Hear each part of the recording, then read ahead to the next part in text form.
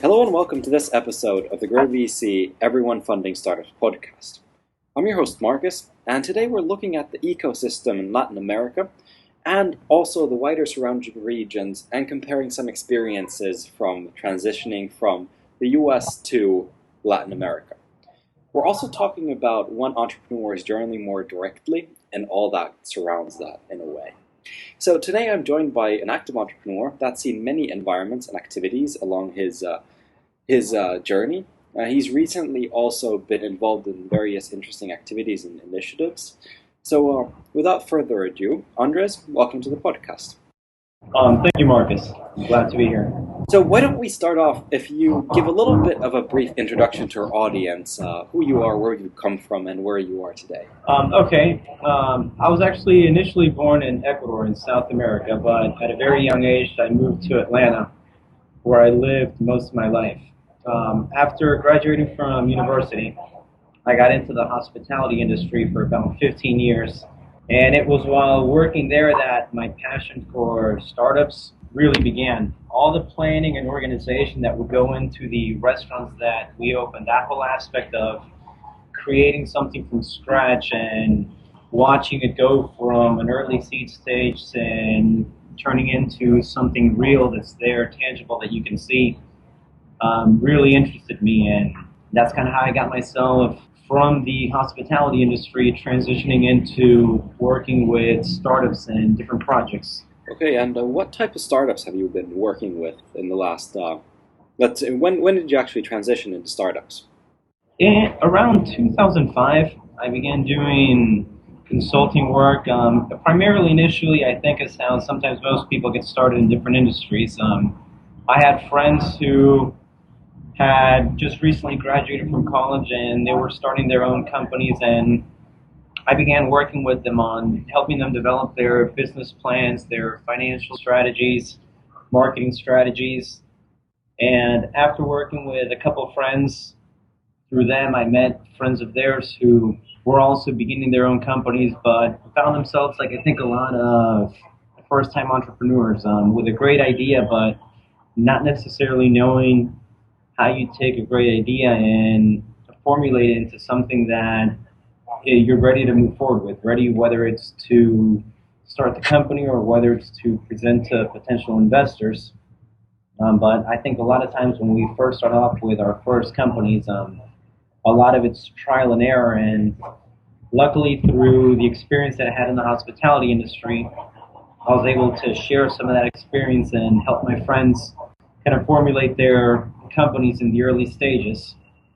In 2009, I decided that I wanted to break from the hospitality industry because I wanted to dedicate time more to projects that I had in my head. I'd been working with, outside of the hospitality industry, I've done work with the banking industry, the tech sector, retail industry, as well as also real estate companies.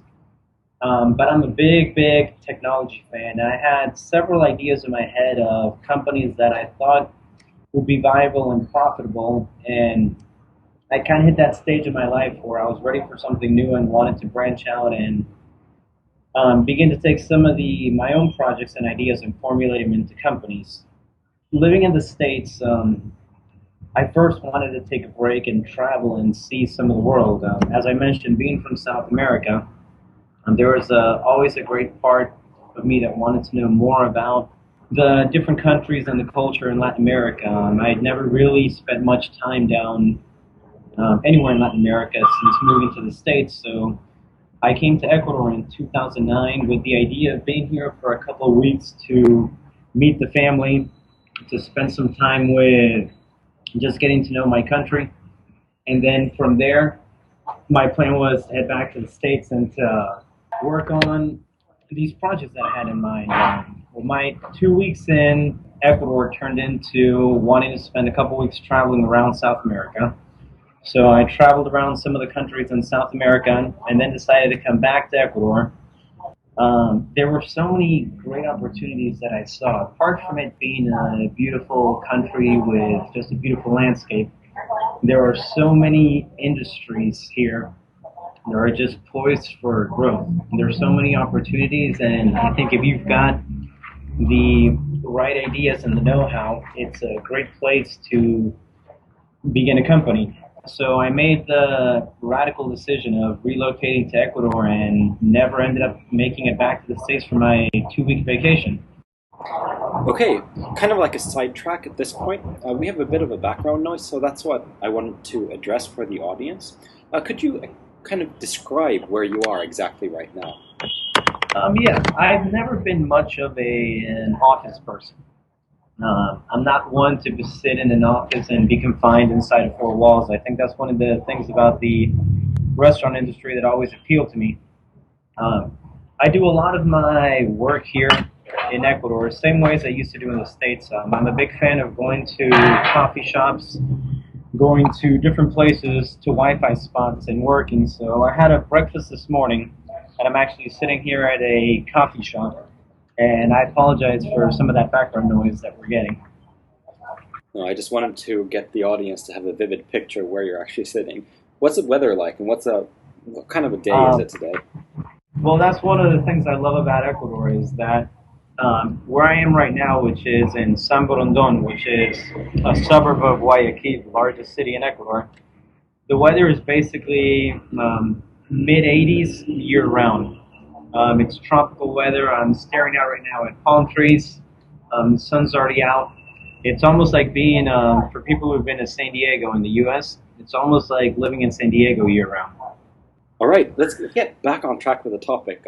You made the transition from the U.S., from Atlanta to Ecuador, and basically you overstayed your vacation and ended up staying in the country. In terms of transitions, was that a comfortable transition for you? It at least sounds like it was quite natural in many ways. I think because of the fact that I traveled extensively throughout the U.S. in opening different restaurants, I was used to having to just completely uproot where I was. And for example, I was living in Lexington, Kentucky, and we'd be doing a new restaurant in Tennessee. So I'd have to go spend 2, 3, 4 weeks in Tennessee, having to go to New York to open up restaurants, having to go out towards Colorado, Texas, California. So I think the uprooting where I live and just transferring myself to a new environment, a new culture, was made somewhat easier by my experience in the States. Also, I have a lot of family down here, so it wasn't necessarily as drastic as it sounds to move to a new country and start from zero. First of all, while my Spanish wasn't necessarily that great when I moved down here, it was more than enough to be able to carry on a day-to-day conversation. And between the family network down here and the fact that I already spoke the language, I think it made the transition a little easier. Some of the parts where I found the transition slightly more difficult is that as I began to want to work on different projects down here in Ecuador, and as I traveled to Uruguay and Colombia and Peru, for as much as I was used to the idea of startups and new companies, I think the culture of venture capitalism, of angel investors, it's not as advanced as it is in the U.S. So I think one of the things here is that there have been, throughout the years, from what I can tell, a lot of amazing ideas throughout Latin America that have basically gone, maybe the best way to phrase it is to have remained ideas.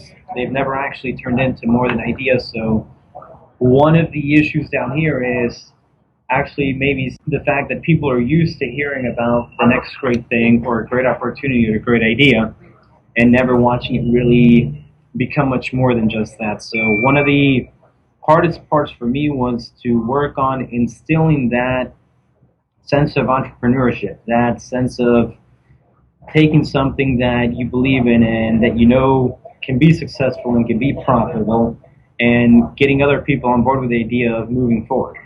That was potentially where my biggest transitional obstacle came in.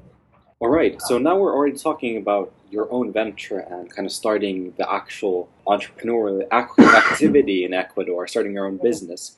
So the process of setting up your own venture and actually starting in a relatively new context for you, what was that process like? It made itself somewhat easier because as far as resources,